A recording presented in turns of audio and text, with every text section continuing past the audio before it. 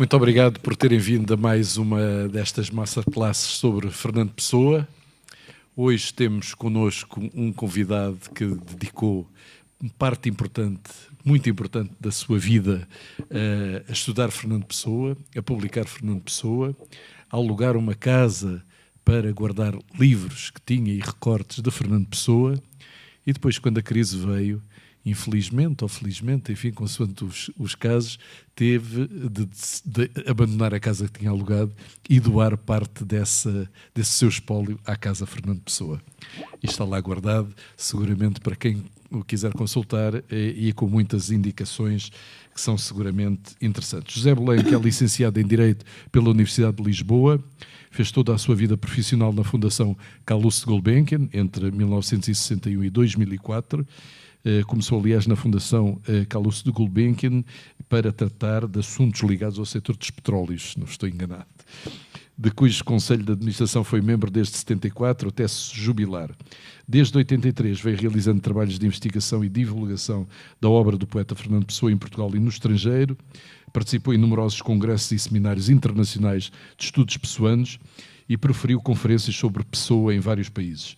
Foi comissário das exposições pessoanas apresentadas em Paris e em Londres em 1985, é doutor honoris causa pela Universidade Federal do Rio de Janeiro e honorário fellow do King's College de Londres. Publicou várias obras sobre Fernando Pessoa, recolheu também, e como foi dito, tem muito material sobre Fernando Pessoa. Está, enfim, adaptou-se à sua situação de aposentado, porque acha uma palavra mais simpática do que de reformado, e vem-nos hoje falar aqui de um tema verdadeiramente fascinante. O que nós temos, enfim, nestas sucessivas masterclasses que temos aqui estado, é ver que há inúmeras pessoas que amam Fernando Pessoa, amam a obra de Fernando Pessoa, estão maravilhadas com o que Fernando Pessoa fez ao longo da sua vida e tudo aquilo que nos deixou, incluindo a famosa arca e tudo o que tem saído de lá. Pois José Blanc vem responder à pergunta se Pessoa foi odiado. E pelos vistos foi odiado, sobretudo depois da morte, e por algumas pessoas, segundo já me disse, algumas pessoas que, pelo menos para mim, é muito surpreendente que não gostassem de Fernando Pessoa, ou mesmo que o odiassem. Mas a palavra é de José Blanc, que nos vai apresentar um trabalho sobre isso. Muito obrigado. Muito obrigado pelas suas palavras simpáticas. Queria, em primeiro lugar, e antes de mais, dizer que estou aqui por culpa de uma pessoa. Não do Pessoa, mas de uma pessoa, o Jerónimo Pizarro, que está aqui sentado, que me convenceu a vir aqui hoje. Porque desde há 3 ou 4 anos eu tinha decidido cortar a minha coleta, como se diz em termos tauromáquicos, a minha coleta pessoana. Como disse o Nicolau Santos, dei parte da minha biblioteca à Casa Fernando Pessoa e tinha feito uma jura, de não me preocupar mais com a Pessoa. Até que tive um telefonema do Jerónimo, velho amigo, esse sim, grande pessoano, e não resisti. O tema era aliciante e espero que vão achar, pelo menos, divertido, surpreendente, em alguns casos, o que eu vos vou dizer. Vão de reparar que pus um subtítulo, porque o ódio, vão ver, alguns casos são de ódio, mas outros não se pode falar de ódio, mas simplesmente de inimizade. Portanto, o subtítulo é Os Inimigos de Fernando Pessoa. Se as rosas dos jardins de Adonis eram amadas por Ricardo Reis, nem tudo são rosas nos jardins da crítica pessoana. No ramalhete universal de flores que celebra o gênio de Fernando Pessoa, encontram-se de vez em quando cardos, catos e outras plantas agressivas cujos espinhos quero aqui brevemente detectar. Os espinhos das vozes inimigas começaram a fazer-se sentir ainda em vida do próprio Pessoa. Graças a Pedro da Silveira, que descobriu o texto, e a Joaquim Francisco Coelho, que o publicou, temos hoje conhecimento de uma crítica feita em 1925 por dois autores que se escondiam atrás dos pseudónimos Mateus da Prata e Julião Farnel, num opúsculo intitulado Cadastro, publicado em Lisboa, em que se satirizavam várias figuras literárias representativas do modernismo em Portugal. Fernando Pessoa era o objeto do seguinte poema, em verso mais ou menos de pé de quebrado, em que pela primeira vez se tentava, em tom jocoso, ainda não chegámos, nesta altura, ao ódio ou à inimizade, mas à troça, dar uma explicação do fenómeno heteronímico. O Fernandinho Pessoa, com tantos nomes dispersos que não se encontram em Lisboa, arrebanhados à toa, apelidos tão diversos. Isto nele é tão banal como a destreza num potro. Se a obra encarreira mal, pensa a gente, é natural, se não é dele, é do outro. No mesmo ano, o escritor Mário Sá publicou um livro polémico intitulado A Invasão dos Judeus, em que procurava demonstrar a origem semita da maior parte dos intelectuais modernistas portugueses, fazendo de Pessoa, aliás, de quem era amigo, um retrato pouco simpático. Nós o vemos em recorte feminino e trêmulo, aconchegando a luneta, meditando e atuando. Nós o vemos fisionomicamente hebreu, com tendências astrológicas e ocultistas, um verdadeiro sacerdote do Talmud, prudente, cauteloso, tímido, dissimulado em intenções, não desmentindo a agitação temerosa que deveria ter presidido àqueles seus antepassados no gueto.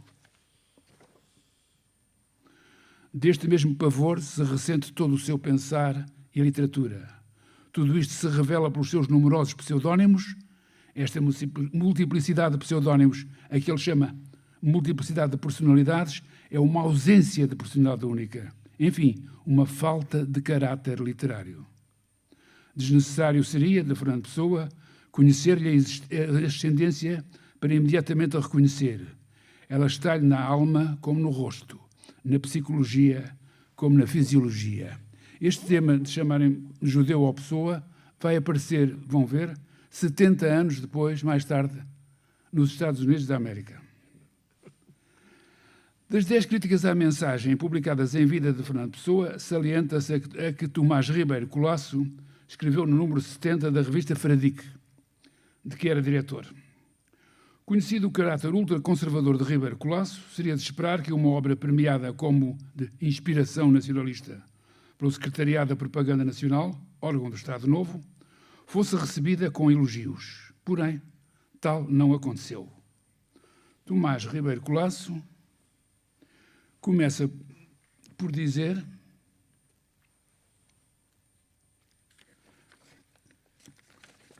que Fernando Pessoa tem no mais alto grau uma qualidade perigosíssima, sobretudo para um poeta, a inteligência. Parece-me inteligentíssimo e pouco mais. E acrescenta, cuido que se lhe desenvolveu largamente essa faculdade, com esquecimento, se não à custa de outros aspectos essenciais no artista. Muitas das suas poesias são inícios de obra mais vasta, apontamentos de voo que ia ser muito belo, e mais não foi do que um tremor de asas logo fastigadas. É por essa razão que os poemas do livro são muitas vezes e apenas telegramas do notável poeta, que raros decifrarão e que fatigam sem vantagem. E a crítica de Tomás Ribeiro Colasso acaba com um extraordinário conselho. Deixe Fernando Pessoa falar mais a sua alma. Liberte-a e liberte-se de preocupações intelectuais que roçam pela mania e deambulam pela esquisitice. Obrigue-se a produzir mais, não para procurar quantidade, mas porque a sua qualidade carece justamente de ser diluída, humanizada, e o seu nome ficará por direito de conquista entre os melhores de uma geração que bem precisa de que lhe acudam.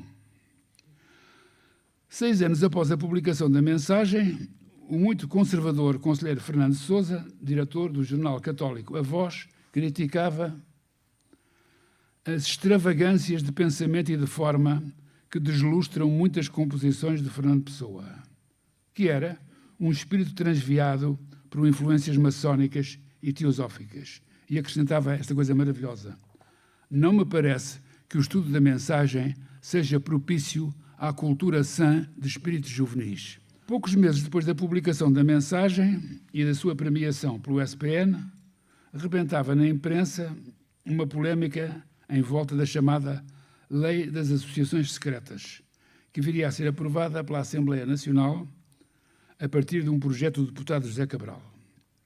A polémica foi despolutada por Fernando Pessoa com um artigo intitulado Associações Secretas, publicado no Diário de Lisboa de 4 de fevereiro de 1935. Por motivo desse artigo, Fernando Pessoa foi abundantemente atacado, devendo-se a José Cabral e Alfredo Pimenta as críticas mais violentas que atingem o nível de ofensa pessoal. Criticando Fernando Pessoa, José Cabral escreve nas páginas do jornal A Voz. Perdão, desculpa, eu peço imensa desculpa. Isto acontece sempre.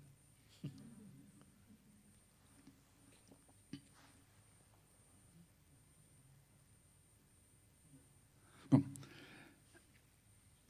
levantando metade da máscara, a maçonaria sai ao mundo profano para, das páginas complacentes de um jornal da tarde e pela boca de um raté qualquer da literatura e da vida, lançar à cidade e a agentes ameaças e injunções. E classifica Fernando Pessoa como, cito, um pobre escrevedor que afinal apenas conseguiu divertir o público com os seus esgares. Ao homem não valeria a pena mencionar-lhe sequer o nome. Não é pelo homem, é pela pobreza de recursos que o seu aproveitamento revela que se fala nele.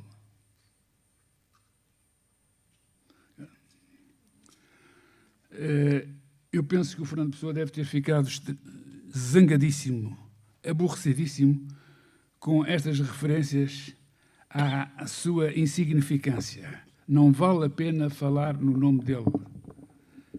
Um raté da vida.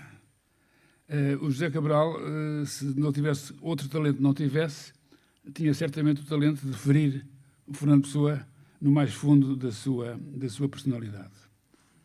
No mesmo jornal, Alfredo Pimenta, que era um dos inimigos de estimação de Fernando Pessoa, publicou um extenso artigo exclusivamente dirigido a provar a crassa ignorância do poeta em matéria em causa, a história da maçonaria. Prevenindo que intervinha na polémica não como apologista nem como adversário da maçonaria, mas simplesmente como historiador, Alfredo Pimenta iniciava assim o seu texto. Se deixasse passar em julgado o que há de substancial no artigo lastimoso do Sr. Fernando Pessoa, havia de supor-se que só o Sr. Fernando Pessoa sabe o que escreveu, ou, o que é muito pior, que ninguém sabe o que o Sr. Fernando Pessoa ignora além daquilo que conhece. Este também parece quase em estilo pessoano, uma frase em estilo pessoano que deve ter enfurecido o Fernando Pessoa.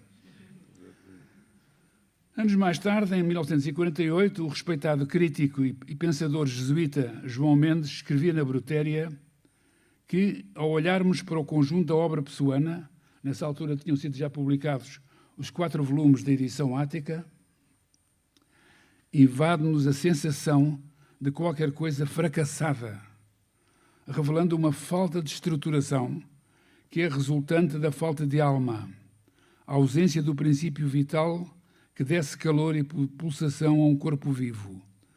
Não se finge de Deus impunemente. É bem conhecida a opinião que Teixeira de Pascoais tinha de Pessoa e que manifestou publicamente numa extraordinária entrevista concedida em 1950.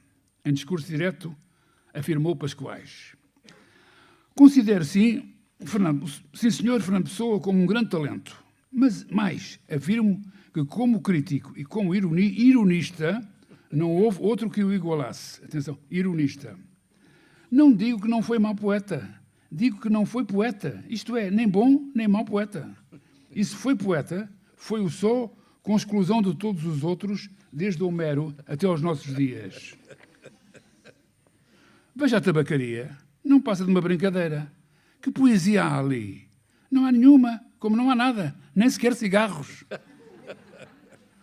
Fernando Pessoa tentou intelectualizar a poesia, e isso é a morte dela. Veja o poema, que começa: o que nós vemos das coisas são as coisas. Isso não é poesia, nem filosofia, nem nada. Fernando Pessoa, quanto era lógico na prosa, era ilógico no verso. Em resumo, Fernando Pessoa não foi poeta porque foi dotado de um raciocínio matemático. Quanto ao Fernando Pessoa político, a impressão que tenho é de que em política era o mesmo que em poesia. Tinha a arte de tornar o sim igual ao não e vice-versa. Em suma, um blagueur genial. Esta opinião do Teixeira de Pascoais sempre me fez muita confusão e não consigo, até hoje não consigo encontrar uma razão para esta verdadeiramente raiva do Pascoais ao Pessoa. Entre as críticas que saíram na época da obra pioneira de Jacinto Prado Coelho, Diversidade e Unidade em Fernando Pessoa, houve uma que merece ser recordada. Foi o seu autor, o jornalista e escritor açoriano Jaime Brasil, criador da página das Artes e das Letras do 1º de Janeiro. Para a minha geração, este era um suplemento muito importante do 1º de Janeiro. Era um crítico literário conceituado e respeitado. Nessa mesma página, em 14 de março de 51, Jaime Brasil iniciava a sua recensão com estas significativas primeiras linhas.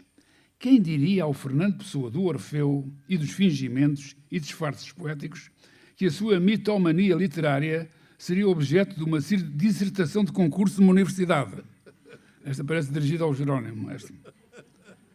Depois de achar que Prado Coelho toma muito a sério a farsa dos heterónimos e busca encontrar uma unidade no que foi um feixe de absurdos e contradições, tanto nas ideias como nas formas, Jaime Brasil critica-o por desdenhar no seu estudo os elementos biográficos e psicanalíticos que definem e catalogam o caso patológico de Fernando Pessoa.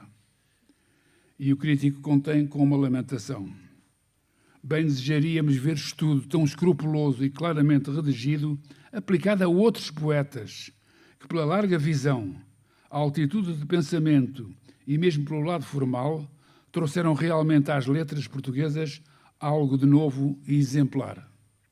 Exemplifica com Camões, Antério e António Nobre, escritores esses que vivem apenas da sua pura criação poética e não por fabricarem falsos estados civis como poetas para mistificar os pósteros.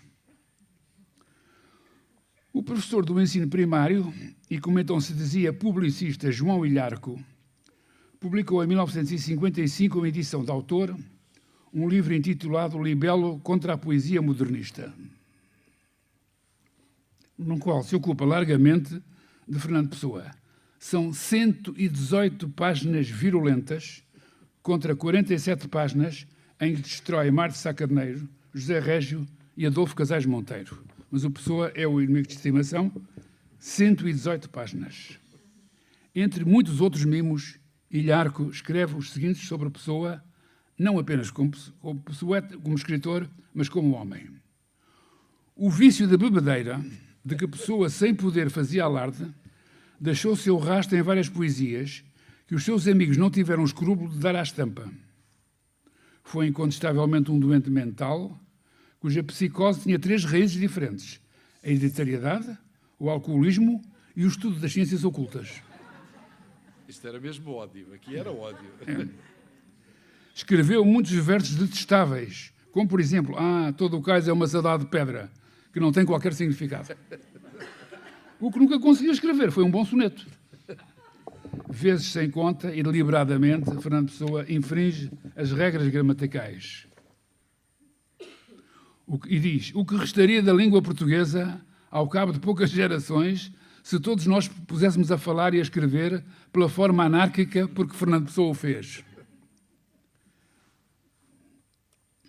Em conta corrente, Virgílio Ferreira escrevia que o volume das páginas de estética e de teoria e crítica literárias de Fernando Pessoa, editado em 1966 por Georg Rudolf Lind, salva uma ou outra piada, é um livro pobre. E contrariando a opinião de Teixeira, contrariando a opinião de Teixeira Pascoais, perguntava: por que falha tanto o Pessoa teorizador? Foi em 1980 que Vasco Graça Moura revelou pela primeira vez a sua embirração pessoana, a propósito de Vitorino Nemésio, que, em sua opinião, era um poeta pelo menos tão grande como Pessoa. Mas este adquiriu o estatuto público de mestre de sensibilidade, nível a que Nemésio está longe de ter chegado nas cotações da praça. Mais tarde, Graça Moura haveria de declarar numa entrevista: não sei se gostarei de 10% daquilo que Pessoa escreveu, embora eu seja muito marcado na minha poesia, como quase todos nós. O Pessoa irrita-me em grande parte, mas mais do que isso, irrita-me a liturgia, o exercício sacralizante em redor da sua figura. É irritante e injusto. Há muitos nomes que têm sido prejudicados por essa corrida à Pessoa. Pessoa não irrita apenas Vasco Graça Moura, irrita também Maria Teresa Horta, que revelou em termos muito duros, numa entrevista em 1988, de Fernando Pessoa irrita-me a planeada aridez, a esterilidade dos afetos, a mediocridade das emoções, o vazio do coração, o snobismo de manga de alpaca intelectual. Snobismo de manga de alpaca intelectual. Voltando a Graça Moura, em 94 criticou as opiniões de Pessoa sobre Camões, que revelam, diz ele, uma total e manifesta incapacidade de entender Camões, a sua obra lírica, a sua época, bem como as coordenadas literárias e culturais dela, por vezes arraiar a patetice. Num artigo publicado em 99, Vasco Graça Moura classifica o livro do Desassossego como uma imensa redundância, uma tautologia insuportável, afirmando que nela não há qualquer desespero, nem crítica, nem inconformismo, nem revolta, nem expressão de uma unidade de sentimentos e de convicções, nem mesmo um princípio de silêncio. Para Vasco Graça Moura, a obra revela uma sobranceria sentenciosa e aliada de tudo. E agora chegamos aos inimigos políticos. Um anónimo, sob a designação Capa Sine Nomine Vulgus, afirmou numa introdução a Banqueiro Anarquista, publicado em 81 pelas edições Antígona, que Fernando Pessoa fez sonhar tantos infelizes, é inexoravelmente lógico, incapaz do mínimo movimento poético, da mínima inspiração criativa. Na sua prosa reflete-se o pensamento astuciosamente seródio do mestre de escola ou do professor universitário, de um reacionarismo grosseiro, e utilizemos os vocábulos utilizados pela história fascista. O prosador Pessoa não é um poeta, é um cabotino reacionário, primitivo e mal alinhavado. Num folheto publicado em 82, sob o expressivo título Fernando Pessoa, o cadáver adiado que procria, a mesma editora Antígona propunha: ousemos com a biqueira da bota empurrá-lo mais fundo na cova que o envolve. A história nos agradecerá uma tal ação profilática. Aqui é mesmo ódio. Aqui é mesmo ódio. No ano do cinquentenário da morte, o poeta Armindo Rodrigues declarou numa entrevista a Joaquim Furtado: olhe, ao Pessoa prefiro Sá Carneiro. Sá Carneiro, francamente, estou-me rigorosamente nas tintas para essa febre pessoana que até me parece que prescruta que se deve. Mas, enfim, embora o pobre do Sá Carneiro também fosse muito reacionário. Anos mais tarde, em 98, Armindo Rodrigues voltaria a ocupar-se de Pessoa no seu livro de memória, chamando-lhe artificioso, quase invariavelmente hábil, mas não raro desastrado, caminhando por cima de toda a folha com a aparência de triunfante, arguto, sem dúvida nenhuma, e mais do que tudo, esperto estratego da sua glória. Em 1986, um senhor de nome Costa Moreira Valles, que anteriormente tinha publicado, era um autor conhecido, um livro sobre apicultura e outro sobre o dialeto mirandês, editou à sua custa uma obra a que pôs o título O Rei Vai em Pelote, total e exclusivamente consagrado a desmascarar o que ele chama o bluff de Fernando Pessoa. Entre muitas e verdadeiras pérolas de crítica literária, escreve que a mensagem é feita de poemas, poeminhas e poemetos de que só alguns obedecem às regras da composição literária. Considera que o poema Tabacaria é uma maçuda coisa, embora tenha uns bocadinhos bonitos, e que a Ode Marítima são 24 páginas de trapalhada. Moreira Valos defende que se Pessoa é ou mesmo um dos expoentes máximos da língua portuguesa deste século XX, réquiem pelo idioma de Camões. E conclui inesperada e inexplicavelmente que, ao sepultar Pessoa nos Jerónimos, Portugal esteve a fazer a apologia da droga. Costa Bruxado, que conheceu Fernando Pessoa, com quem tem uma fotografia célebre tirada no Martim da Arcada, disse em 1987, nas suas memórias, coisas bastante desagradáveis sobre o poeta. Coitado, passava obscuramente pelas ruas de Lisboa sem ninguém dar conta dele, porque sempre que escrevia era de tal forma hermético e confuso que ninguém o entendia. Parecia muito preocupado com os destinos da humanidade, mas não tinha humanidade nenhuma. Era seco, árido, frio, calculista, de um raciocínio geométrico. Talvez o nosso único poeta, grande poeta sem amor. Um crítico maior de Fernando Pessoa foi o médico Mário Saraiva, que ao poeta dedicou 2 livros. Não um, mas 2. Os livros são O Caso Clínico de Fernando Pessoa, de 90, e o Pessoa ele próprio, Novo Estudo Nosológico e Patográfico. Além de médico, Mário Saraiva foi escritor, historiador, pintor, desportista, praticante de tiro, ilusionista e doutrinador monárquico neo-integralista. Para o clínico, a saúde mental de Fernando Pessoa pede um exame médico antes de quaisquer considerações literárias ou interpretativas. A análise dos seus escritos leva a concluir que a Pessoa sofria de esquizofrenia mista de hebefrénica e paranoica, de que são sintomas os delírios de grandeza, a abundância de neologismos esquisitos, a perda de sentimentos éticos, a tomada de atitudes estranhas ou excêntricas, a diminuição ou perda de afetividade, os absurdos e despropósitos, etc., etc. Saraiva dá à Pessoa a devida desculpa. Por causa da sua doença mental, o poeta não é inteiramente responsável de tudo quanto criticável fez ou escreveu, especialmente nos últimos anos da sua vida, durante os quais se aproximou mesmo da demência. E depois deste douto diagnóstico, o clínico Mário Saraiva dá sem apelo nem agravo a estocada final. Para a dignidade da cultura portuguesa, é imperioso banir o bluff Fernando Pessoa e remetê-lo à sua insignificância. No seu segundo livro, Mário Saraiva utiliza o livro do Desassossego como base muito importante de diagnóstico, para provar que a Pessoa era um definido psicopata, com fortes perturbações da razão e do discurso.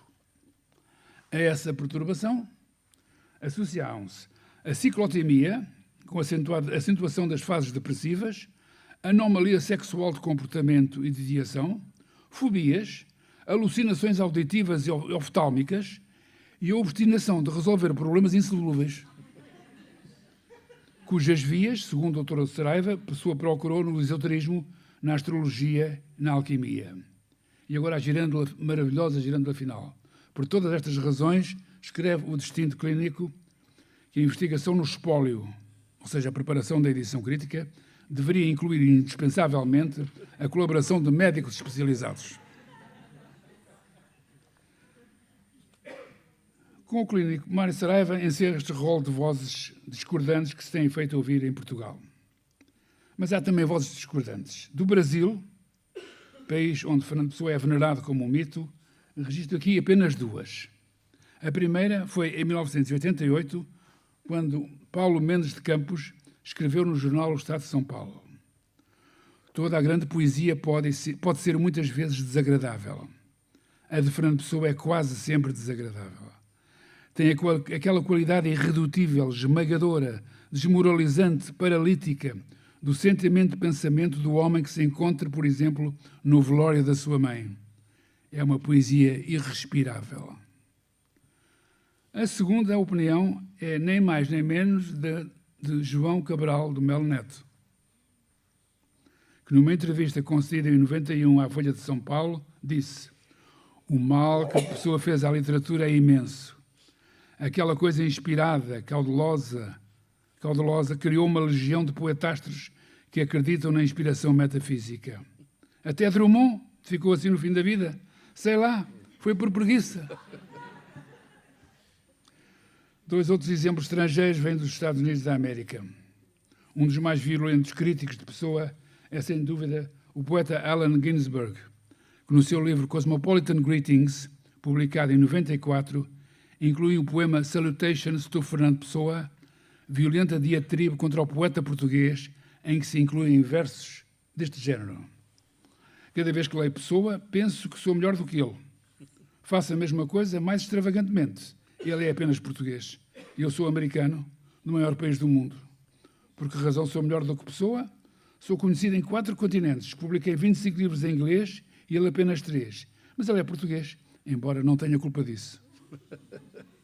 Depois de uma série de comparações, todas elas desvantajosas para a Pessoa, incluindo a própria altura, ele diz que é mais alto, tem 1,86 m e o Pessoa tinha 1,75 m, a Ginsberg acaba o poema classificando a poesia pessoana como diarreia oral e chamando ao seu autor Pessoa Shmessoa, ou seja, Pessoa é um relo judeu. 70 anos depois de Mário Sá, o pobre de Pessoa é insultado no seu túmulo. Finalmente, o mais conhecido é, porventura, um de um crítico da revista Time, de seu nome Paul Gray, que ao fazer em outubro de 94 a recensão do livro de Harold Bloom, The Western Canon, escreveu que o grupo de 26 escritores que para Bloom constituem o cânone da literatura universal incluía poucas surpresas. Uma delas era The Obligatory Academic Obscurity, Portuguese Poet Fernando Pessoa. E por aqui me fico. Para vosso e meu sossego, estes espinhos são esmagadoramente minoritários relativamente às rosas dos jardins pessoanos. Por inveja, ou falta de sensibilidade, ou incompreensão, ou pura e simplesmente por embirração pessoal, nenhum dos inimigos de Pessoa conseguiu, em minha opinião, ferir a grandeza do seu gênio. Talvez que lá no céu dos poetas onde se encontra, Fernando Pessoa até lhe desache graça. Muito obrigado.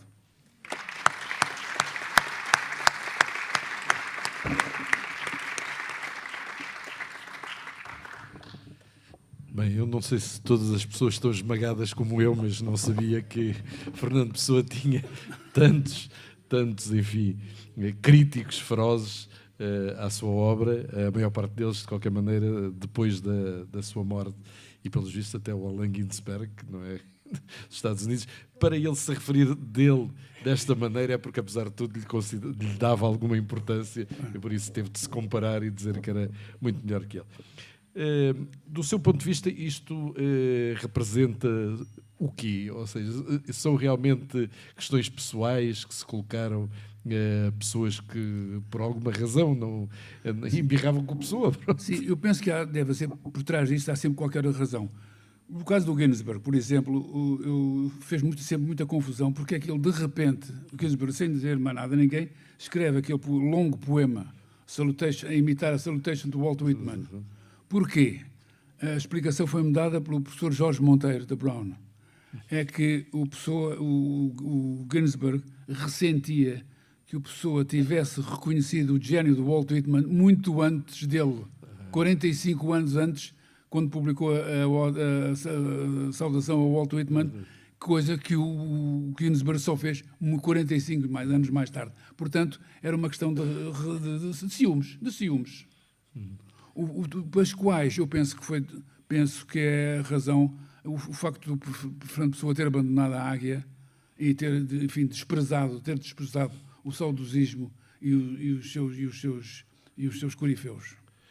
Mas há aqui uma pessoa que fala de Pessoa que me deixa um pouco perplexo, que é Vasco Graça Moura, que, enfim, tem uma longa obra poética, que é uma pessoa sempre foi muito sensível à poesia. Terá sido por haver alguma, enfim, por pessoa realmente ser esmagador do ponto de vista da análise poética dos nossos poetas, ser provavelmente a parte de Camões o mais reconhecido, terá sido por isso? Eu penso, no caso do Vasco Graça Moura, a razão essencial era o Vasco Graça Moura, como sabe, era um camonista notável. E para ele o Camões, e com razão, era um gênio intocável. E o Fernando Pessoa tinha inveja do Camões e, portanto, denegria o Camões. E o Fernando Pessoa passou a vida a denegrir o Camões, coisa que o Vasco Graça Moura nunca lhe perdoou. Daí, a meu ver, estas diatribes do Vasco contra o pobre do Pessoa. E depois, Maria Teresa Horta, é uma questão de... Aí não tem qualquer explicação, não sei. Talvez alguém aqui no público saiba, conhecendo a Maria Teresa Horta. A poesia da Maria Teresa Horta é muito física, e talvez a de Pessoa realmente talvez não seja exatamente esse tipo de poesia e pode vir daí algum distanciamento. Mas de qualquer maneira isto é uma faceta muito pouco conhecida dentro de... Não sei se o José Blanco dedicou a sua vida não só a isto seguramente, mas descobriu, interessou-se por estas críticas a Pessoa. Porquê? Não, eu descobri as críticas à medida que fui estudando a Pessoa e preparando a publicação do meu livro, da minha bibliografia, e resolvi, por uma questão de curiosidade, começar a acumular, a reunir estas opiniões divergentes, só por divertimento. E algumas são divertidas, aliás. Eu vi pela reação das pessoas que se riram, porque dão vontade de rir. Uma coisa que me faz muita confusão é a do médico, do Mário Saraiva, que eu não conheci pessoalmente, ele já morreu há muito pouco tempo.